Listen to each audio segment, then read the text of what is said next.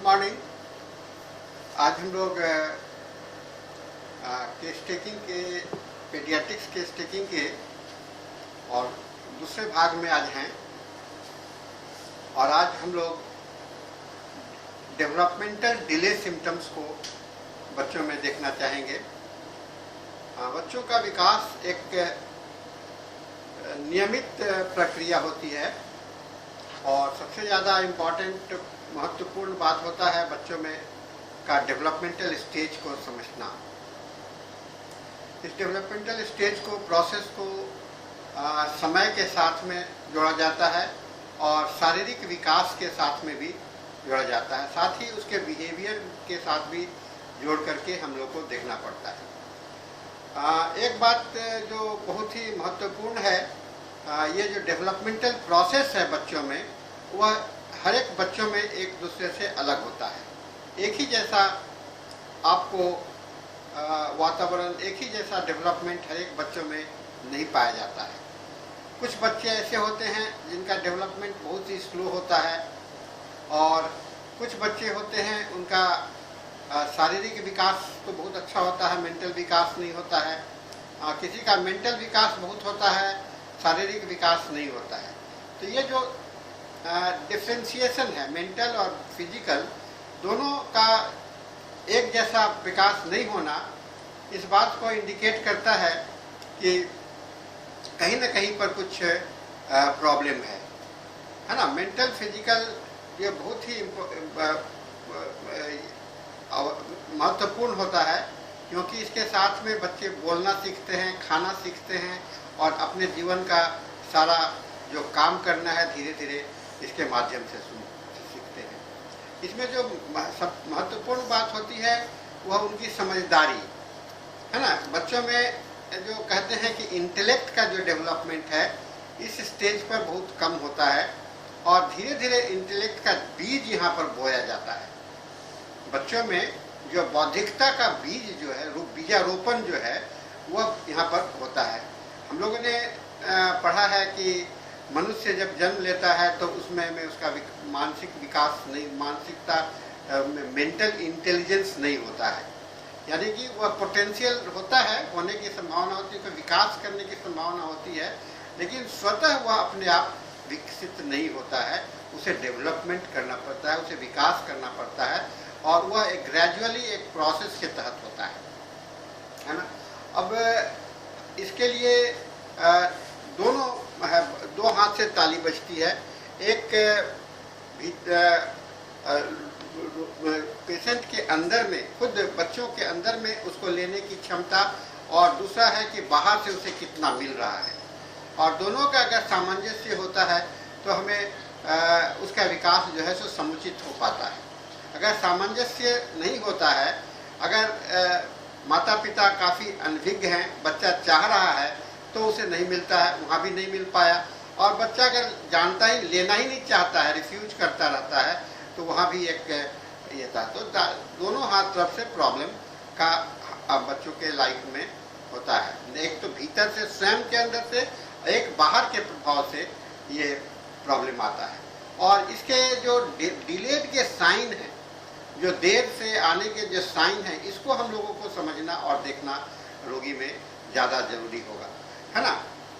ये development delay का जो कारण है उसको खोजने का जरूरत पड़ना पड़ेगा। एक तो सबसे पहला कारण होता है जेनेटिक एंड इन्वायरमेंटल, यानी कि जेनेटिक कारण क्या होता है कि वो पैतृक रूप से उसका विकास, उसका जो जन्मजात हुआ उसके विकास नहीं हो पाते हैं, तो यह एक रिस्क फैक्टर है। दूसरा इन्वायरमेंटल होता है, यानी कि उसके जो वातावरण से नहीं मिल पाया, वो उसके डिजेबिलिटी के कारण होते हैं।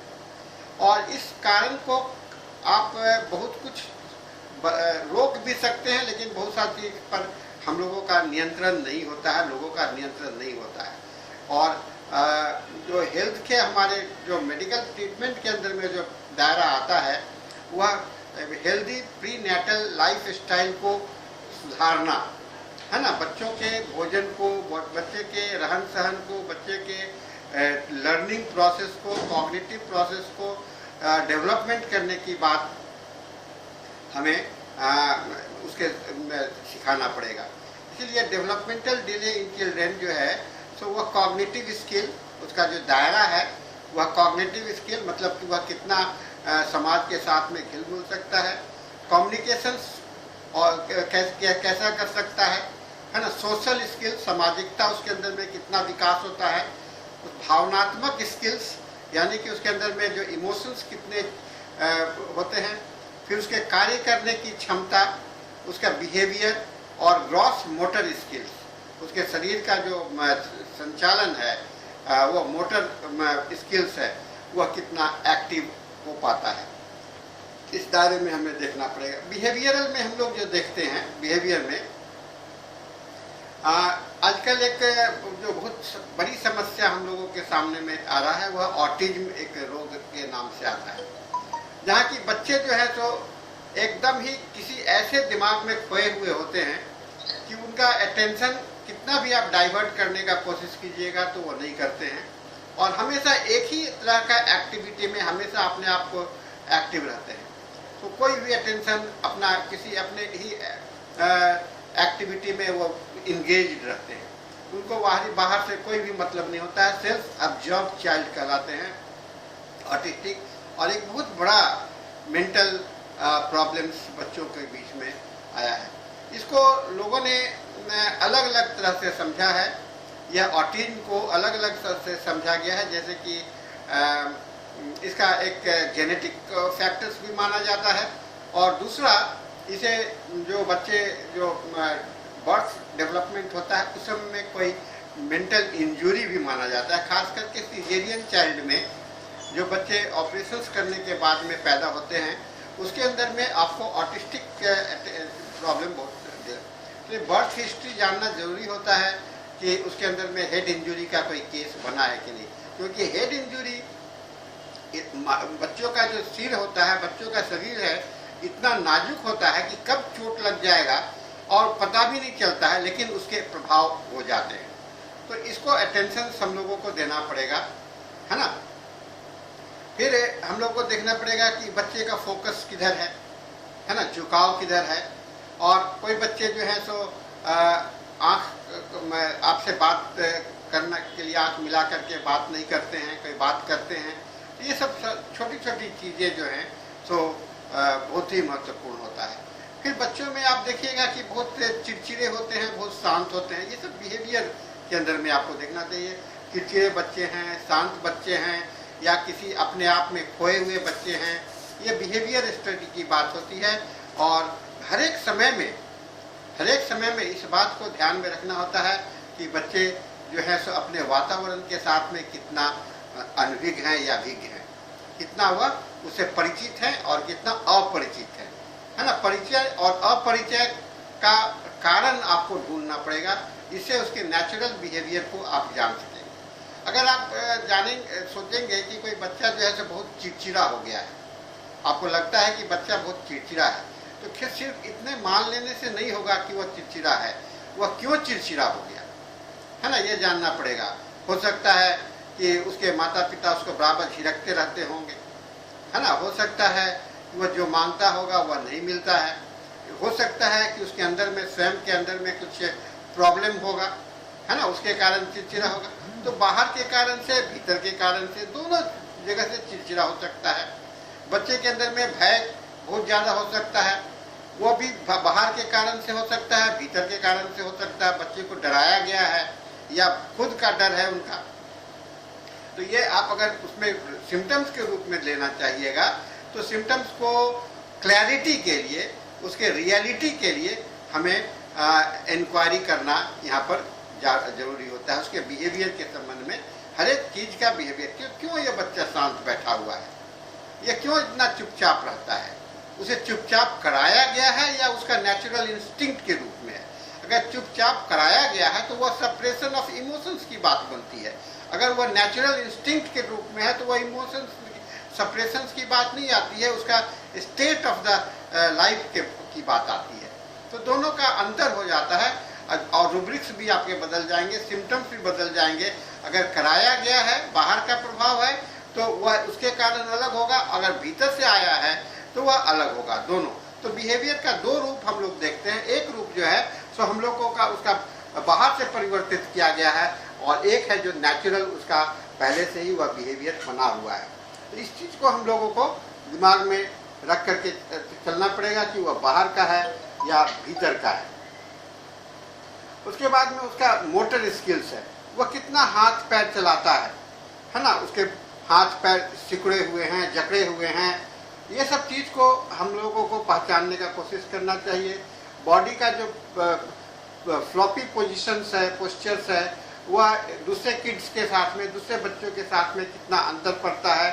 बच्चा एक देखिएगा कि बच्चा जो सीखता है चलना वो, तो कभी लेफ्टिस्ट बच्चा हो जाता है, जो जनरली हम लोग बाएं जिसको बोलते हैं, बायां हाथ से बायां पैर का ही इस्तेमाल करता है हमेशा ज़्यादा, है ना। ये ट्रेनिंग की बात होती है, और उसको हम लोग अगर शुरू में बच्चे के पेरेंट्स अगर ध्यान नहीं देते हैं तो इस तरह का कंडीशंस होता है। अब बाद में जब बच्चों माँ को पता चलता है कि मेरा बच्चा बायां हाथ से लिखता है, बायां हाथ से खाता है, तो उसे बार बार रोकने का कोशिश करती है कि नहीं, बायां हाथ से मत खाओ, दायां हाथ से खाओ, बायां हाथ से। तो वहाँ पर एक सप्रेशन ऑफ लेफ्ट हैंड को सप्रेस करने के लिए कभी बांध देती है, कभी कुछ उसको उस पर सजा देती है, तो उसके कारण उसके मन पर प्रभाव पड़ता है और सप्रेशन ऑफ इमोशंस की बात आती है। ऐसा बायां हाथ से काम करना कोई गलत बात नहीं होता है, यह माइंड का स्टेट ही होता है, क्योंकि हमारा दो सेरिब्रल हेमिस्फीयर में जो डायरेक्शंस है वह कौन सा प्रभावी है, लेफ्ट सेरिब्रल हेमिस्फीयर प्रभावी है या राइट सेरिब्रल हेमिस्फीयर प्रभावी है। आप देखते होंगे राइट साइड में जो पैरालिटिक इफेक्ट होता है वहाँ पर आपका मेमोरी कैपेसिटी बहुत कम होता है राइट साइड का, तो पैरालिसिस में, यानी कि लेफ्ट ब्रेन जो है, तो अगर बच्चा लेफ्ट साइड से काम कर रहा है तो उसका मेमोरी कैपेसिटी बहुत अच्छा होगा, और जो राइट साइड से काम कर रहा है उसका मेमोरी कैपेसिटी उसके अंतर्गत कम नजर आता है। ऐसा एवरेज औसत अध्ययन से लोगों को करते हैं, लेकिन इसको ऐसा मान के नहीं चलना चाहिए कि मेमोरी कैपेसिटी लेफ्ट और राइट का उसका है। लेकिन हाँ, ध्यान रखने की बात होती है, क्योंकि मान्यताएं जो हैं सो मान्यता का भी प्रभाव होता है और रियलिटी का भी प्रभाव होता है, दोनों। तो कोई भी चीज़ को पहले से डिसाइड करके मत चलिए कि ऐसा है। यह केस टेकिंग का बहुत बड़ा आधार है कि हम लोगों को कोई भी चीज़ को पहले से मान नहीं लेना है कि ऐसा क्यों हो रहा है, हमें बाद में उसको ऐसा होना है, ऐसा हम लोगों को सोचना चाहिए। और एक चीज़ को कंपैरिजन हमेशा करना चाहिए। कंपैरिजन से आपको, तुलना से आपको सही और उसके नेचुरल और अननेचुरल स्थिति में आएंगे। तो इसे आपका रियलिटी पर पहुंचने के लिए हम लोग कंपैरिजन किया करते हैं, ठीक है ना। उसके बाद में उसका दृष्टि भी बहुत इम्पॉर्टेंट होता है। हम लोगों ने उसका देखने का जो है, और आँख का जो स्टेटस है बच्चों का, क्योंकि बच्चे से मुंह से नहीं बोलते हैं, आँख से ज़्यादा बोलते हैं, ठीक है ना। आँख ही उनका मेन माउथ पीस होता है, और वह किसी चीज़ को देखता है तो हो सकता है उसका मन में कुछ चाहत होगी, है ना, या वहाँ पर उस पर क्यूरियोसिटी होगी, है ना। तो प्रॉब्लम ऑब्जेक्ट पे है, और बच्चा जो है सो अपनी आँख को ही देखिएगा कि आँख का जो पुतली है वह बड़ा अलग ढंग से बच्चों लोगों का होता है, और हर एक उससे पढ़ना आप सीख जाते हैं कि वह क्या, तो आप समझ जाएंगे कि उसे भूख लगी है खाली आँख के माध्यम से, आप समझ जाएंगे कि वह उसे पेशाब लगा है, आप समझ जाएंगे कि उसे पैखाना लगा है, क्या हो सकता है। लेकिन वह आँख जो है सो एक इम्पॉर्टेंट है, विजन बहुत इम्पॉर्टेंट है। और देखिएगा कि कुछ बच्चे जो हैं सो अपने आँख को बराबर मालिश करते रहते हैं, है ना, मिचते रहते हैं। ये भी एक प्रॉब्लम के अंदर में आती है, अनयूजुअल पोजीशंस के तहत में आता है। और कभी कभी देखिएगा कि बच्चे जो देखने का कोशिश करते हैं तो सर को कभी इधर कभी उधर हिलाते रहते हैं, है ना।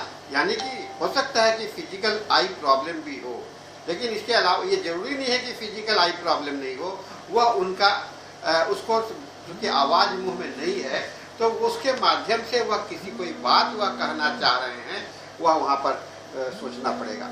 फिर आप देखेंगे कि बच्चे जो हैं सो कोई चीज़ को उठाने का कोशिश कर रहे हैं, है ना, कोई ज़मीन पर कुछ गिर गया है और उठाने की कोशिश कर रहे हैं, उसे देखने में दिक्कत होती है या उसे समझने में दिक्कत होती है, तो ये भी एक महत्वपूर्ण होता है।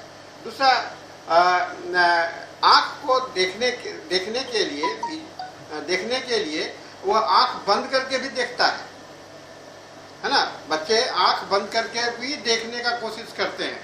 ये क्यों? क्योंकि उनको आदत बनी हुई है अंधकार में रहने का।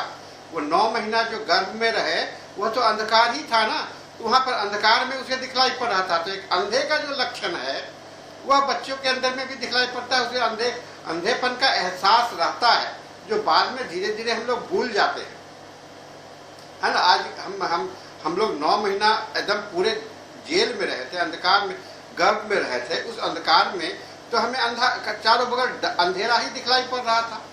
तो उसका एहसास बहुत ही कुछ समय तक जीवन में रहता है। इसीलिए बच्चे जब देखते हैं तो आंख खोल करके, अधिकांश हम लोग सोचते हैं कि आंख खोल करके देख रहा है, लेकिन चूंकि उसे आदत पड़ी हुई है अंधकार में रहने का, उससे वह बाहर नहीं निकल पाया है, तो वह कभी आंख बंद करके हमेशा कुछ देखने का प्रयास करता है।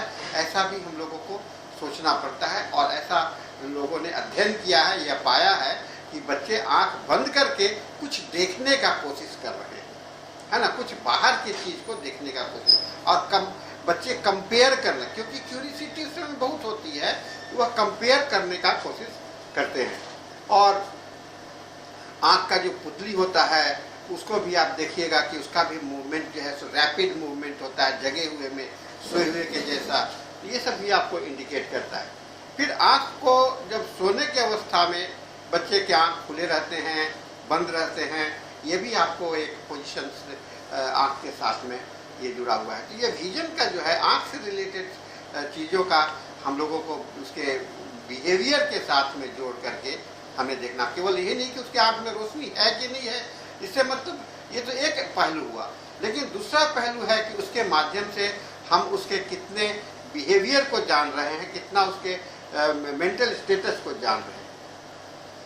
ठीक है ना। ये आंख के बाद में आता है सुनाई पड़ना, हियरिंग। बच्चे जब बोलते हैं तो कुछ बच्चों को चीखने की आदत होती है। आपको क्या लगता है, बच्चा ये गुस्साया हुआ है? नहीं, उसे कम सुनाई भी पड़ रहा है, और इसीलिए उसे आदत बनी हुई है, सुनता है। वो जब चीखता है तो अपनी आवाज भी सुनता है, तो उसे लगता है कि इसी वॉल्यूम में अगर बोलेंगे तो वो तो है, और उसी वॉल्यूम में आप बोलिएगा तब उसको सुनाई पड़ता है। तो वह खुद अपनी आवाज से यह बताना चाहता है कि मुझे कम सुनाई पड़ रहा है ना। ये हम लोगों को है। फिर उसके कान का जो स्टेटस है, कभी कभी बहुत सेंसिटिव, हाइपर सेंसिटिव होता है ना, हाइपर सेंसिटिव होता है। क्योंकि फिर यहाँ भी वही बात आती है, वह जब गर्भ में था तो वहाँ पर उसके किस तरह की आवाज़ सुनते थे? क्या बाहर के वातावरण का? नहीं, कोई भी आवाज़ उसके अंदर में नहीं आता। जब पूरा साइलेंट, विदाउट एनी साउंड, ऐसा वातावरण था जहाँ न रोशनी है न आवाज है, न हाँ रोशनी भी नहीं है, आवाज भी नहीं है। और जो रोशनी के दुनिया से, अंधकार की दुनिया से और आवाज सन्नाटा की दुनिया से निकल करके जो व्यक्ति आवाज की दुनिया में आता है और रोशनी के दुनिया में आता है, तो उस समय में जो एक एडजस्टमेंट जो प्रॉब्लम होता है, उस तरह का हियरिंग और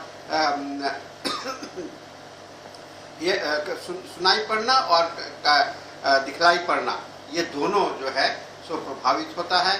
और उस मूवमेंट के माध्यम से यह जानने का कोशिश कीजिए कि इसका कॉग्निटिव बिहेवियर क्या है। इसीलिए मैं हियरिंग पर ज़्यादा हम लोग ये ध्यान देते हैं। फिर होता है कि कभी कभी बच्चों के अंदर में मेंटल अगर रिटार्डेशन है, कमी है, तो सुन करके भी अनसुना जैसा होता है। ये भी आपको दिखलाई पड़ता है, सुन के भी अनसुना जैसा होता है, क्योंकि मेंटल रिटार्डेशन है। तो आवाज़ का एक बहुत बड़ा दायरा है, आवाज़, आँख का रोशनी, ये सारे के साथ में बच्चा कैसा बिहेव करता है, इसे हमें देखना चाहिए। उसके बाद में उसके आवाज़, बोली पर आते हैं, है ना। आवाज बोलना, जब मुंह से वो सीखना शुरू करता है तो सीखने के समय क्रम में बड़ी तेजी होती है। आज देखिएगा एक शब्द बोला है, 2 दिन के बाद में वो 4 शब्द बोलता है, कभी कभी इस तरह से होता है। वो काफ़ी एक्टिव, हाइपर एक्टिव चाइल्ड होता है, ठीक है ना। कुछ बच्चे नहीं बोलना सीखते हैं। मैं कल बता रहा था कि ये नहीं बोलने का जो है सो वातावरण से भी प्रभाव होता है। जिस घर में बच्चे जो है सो अपने हम उम्र वाले बच्चों से ज़्यादा सीखता है, हम उम्र वाले बच्चों से वह ज़्यादा सीखता है। अगर उस घर में कोई बच्चा नहीं है तो वो उसका बोलना कम सीखता है, और जब कोई बच्चा पहले से रहता है तो उसका देखा देखी वो इमिटेट करना, क्योंकि इमिटेशन से एक बच्चों का एक बहुत बड़ा हथियार है कोई चीज़ को सीखने का। सभी बच्चे कुछ न कुछ नकल किया करते हैं, और आजकल तो टीवी का ज़माना है और घर में टीवी चलता रहता है, उसमें डिफरेंट इमोशंस, डिफरेंट ये चीज़ होता रहता है। आप देखिएगा कि बच्चे कितना उसका नकल किया करते हैं, कितना गौर से देखा करते हैं, है ना। कितना गौर से बच्चे टीवी देखते हैं आज के समय में। तो आपको लगता है कि ये बच्चे मेरा खाली बर्बाद हो रहा है, नहीं, बच्चे के अंदर में ये क्यूरियोसिटी है जो उसे नए चीज़ को जानने के लिए उसके है। तो ये स्पीच से रिलेटेड हमको देखना है कि लेट टॉकिंग है, अर्ली टॉकिंग है, फास्ट टॉकिंग है, हेजिटेटिंग टॉकिंग है, लड़खड़ा करके बोलता है, तुतला करके बोलता है, वर्ड जो है सो उल्टा पुल्टा करके बोलता है ना। तो ये सब चीज़ जो है सो लर्निंग बिहेवियर के अंदर में आ जाता है। 1 से 2 साल के बच्चों में जो स्पीच डिले प्रॉब्लम होता है वह होता है, एक हो सकता है कि at the age of 12 months unable to communicate with physical gestures only like waving the hand. अगर बच्चा 1 से 2 साल का है और वह बोल नहीं सकता है और हर एक चीज़ को इशारा से बोलता है तो निश्चित रूप से वह डिलेड स्पीच का कारण हो सकता है। Inability to show at least 2 consonant sound by 12 months। अगर 2 आवाज़ को पहचानने में उसे दिक्कत हो रही है तो यह भी उसका डिलेड स्पीच का कारण हो सकता है। कोई बात करने के लिए वह प्रयास नहीं करता है 12 महीना हो जाने के बाद में, तो वहाँ पर एक मदद की ज़रूरत होती है। फिर unable to understand and reply, है ना, जवाब नहीं दे सकता है और उसको समझ नहीं सकता है। 12 से 15 महीना में बच्चों को अंदर में इतने समझ आ जाती है कि वह कुछ न कुछ तो समझने लगता है और कुछ न कुछ उसका रिस्पॉन्स करने लगता है। और 15 महीना में अगर वह मामा पापा अगर बोलना नहीं, दादा ये सब बोलना नहीं शुरू किया तो वह भी आपको डिलेड स्पीच का कारण बनता है। और 2-3 शब्द को एक साथ में 2-3 वर्ड को नहीं जोड़ सकता है तो वह भी आपको डिलेड स्पीच का कारण हो जाता है। फिर unable two point two the body part, अगर 6ठे महीने पर वो नहीं बताएगा कि ये मेरा हाथ है, मेरा पैर है, यहाँ दर्द हो रहा है, तो यह भी आपको डिलेड लर्निंग का प्रॉब्लम हो सकता है। और 6 से 10 शब्द तक का सेंटेंस अगर वह नहीं बोल सकता है 18 महीना हो जाने के बाद में तो वह भी एक प्रॉब्लम हो सकता है। तो ये समझना चाहिए कि किस उम्र में तक इसको हम लोग इसको माने, है ना। 12 महीना तक उसे कितना बोलना चाहिए, 14 महीना में उसे कितना बोलना चाहिए, 18 महीना में उसे कितना बोलना चाहिए, उसे आगे बढ़ते हुए साथ में कितना बोलना चाहिए। अगर इस चीज़ को उम्र के साथ में जोड़ करके बोलिएगा तो आपको समझ में आने लगता है। और 2 साल के ऊपर के बच्चों में देखिए इसी को, है ना, जो स्पीच डिले है वह नकल नहीं करता है। अगर 2 साल से ऊपर का हो गया, नकल नहीं कर रहा है तो यहाँ पर स्पीच का प्रॉब्लम हो सकता है। किताब में फ़ोटो नहीं देख सकता है, यह भी आपको एक प्रॉब्लम हो जाता है। 2 साल के ऊपर के बच्चे किताब खोल करके दीजिएगा तो वह फ़ोटो देखता है, उस पर हाथ देता है, किसी शब्द को जोड़ने की बात करते हैं तो वह नहीं बोलता है। मोनोसिलेबल करके रूब्रिक से कहता है आपको रिपोर्टरी मोनो आंसरिंग, माइंड के चैप्टर में एक बहुत बड़ा चैप्टर है आंसरिंग, है ना, रिपोर्टरी में। तो उसके अंदर तहत आपको different type of monosyllable, abrupt, कई एक तरह के बिहेवियर जो स्पीच बिहेवियर है आपको दिखाई पड़ेगा। फिर एक अलग चैप्टर आपको माइंड के अंदर में, स्पीच चैप्टर जो है सो आपको माउथ चैप्टर में है, लेकिन इसके अलावा माइंड चैप्टर में आपको दो जगह पर है, आंसरिंग चैप्टर, आंसरिंग रूब्रिक्स, और दूसरा है स्पीच। ये दोनों में देखिए, और तीसरा है टॉकिंग। ये तीनों में देखिएगा तो यह बच्चों पर बहुत लागू हो जाता है। बच्चों के अवस्था में ये देख सकते हैं। घर में टेलीफोन बज रहा है ना, उसको आवाज़ नहीं सुन पाता है, 2 साल के ऊपर में उसके ऊपर में रिस्पॉन्ड नहीं करता है, तो ये सब आपको प्रॉब्लम हो सकते हैं। और 26 मंथ के बाद में जो है सो 2 सिंपल सेंटेंस नहीं बोल पाता है, तो वह एक प्रॉब्लम हो सकता है। ठीक है ना, ठीक है। और फिर 3 से 4 साल के बच्चे हो गए और वह अपने हम उम्र के बच्चों के बराबर वह समझदारी नहीं है, तो वह मेंटल रिटार्डेशन की ओर जा सकता है। अगर बच्चा सवाल नहीं कर रहा है, 3 से 4 साल के उम्र के बच्चे जो होते हैं, अगर क्वेश्चन नहीं कर रहे हैं तो सवाल नहीं कर रहे हैं, यह भी एक समस्या है ना, उसके मेंटल रिटार्डेशन को शो करता है।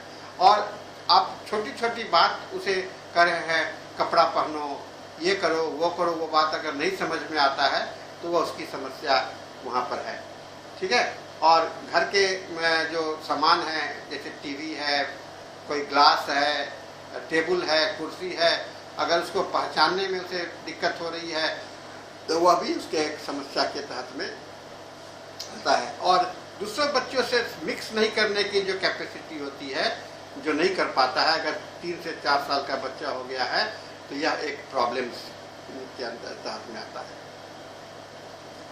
अब हम लोग आते हैं नॉन वर्बल कम्युनिकेशन से रिलेटेड बहुत सारे रूब्रिक्स हैं जो कि आपके रिपोर्टरी में हैं।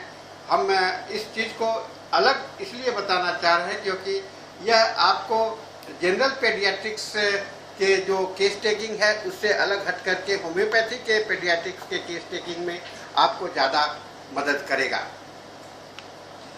माइंड चैप्टर के अंदर में एक रूब्रिक्स है एब्रप्ट। एब्रप्ट का मतलब क्या होता है? बेबाक, बिना कुछ दिमाग के। वो कहते हैं कि मुंह पर जो आवाज शब्द आया वही बोल देना। तो ये रूब्रिक्स के अंदर दिया हुआ है एब्रप्ट, हार्श, बहुत तीखा। और कहाँ? बच्चों में। एक रूब्रिक्स बहुत इंपॉर्टेंट रूब्रिक्स है। बच्चे बड़ा तीखे ढंग से जवाब देते हैं और यह आपको उसका ये आंसरिंग के अंदर में आता है। एब्यूसिव, हाँ, बच्चे एब्यूसिव, गाली देना शुरू करते हैं। गाली देना और सीख लेना, दो बात होता है, गाली देना और सीख लेना। गाली देना अगर हुआ तो वह सिम्टम्स है, अगर सीख लिया है तो वह ट्रेनिंग की बात होती है, उसे हमें नहीं ले सकते। फिर abusive children, parents children insulting, अपने माता पिता से को वो इंसल्ट करते हैं, गाली देते हैं। यह भी एक बहुत बड़ा समस्या है क्योंकि उनको अपना विरोध जाहिर करते हैं।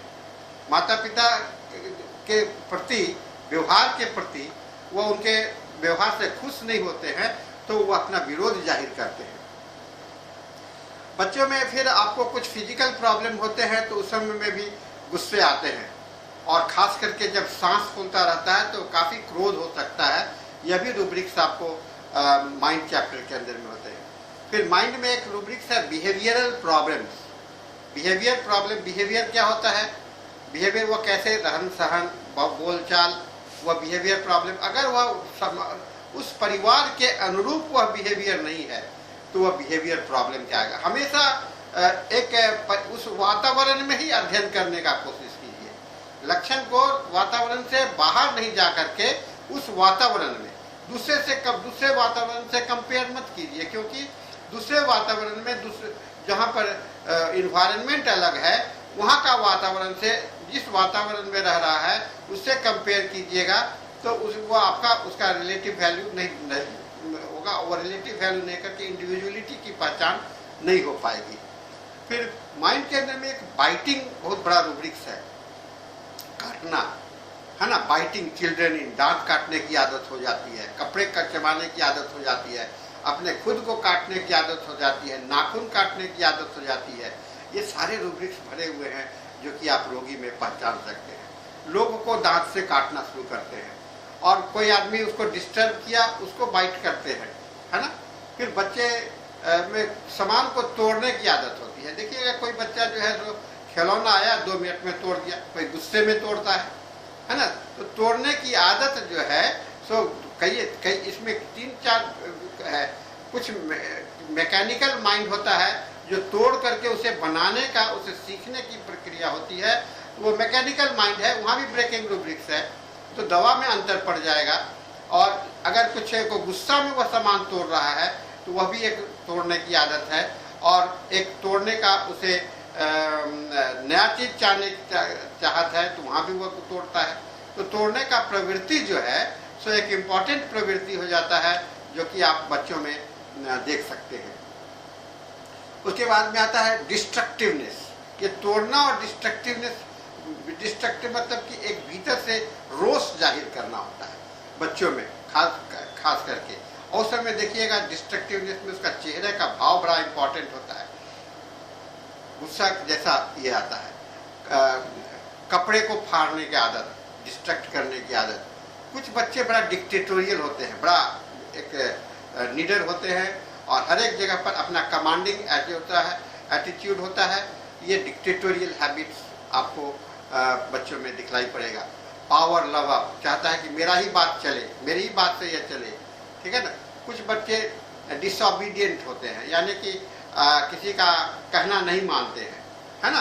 तो उसको वो भी आपको एक रूब्रिक्स के अंदर में दिखलाई पड़ेगा।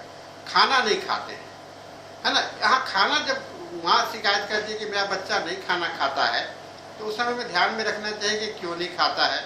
वह क्या उसको जबरदस्ती खिलाया जा रहा है या उसके साथ में एक्चुअली में वह नहीं खाना चाह रहा है। तो ईट रिफ्यूजेज टू बच्चे को अगर आप कितना भी समझाने का कोशिश कीजिए, नहीं समझता है, वह इनकॉन्सोलेबल चिल्ड्रेन कहलाता है।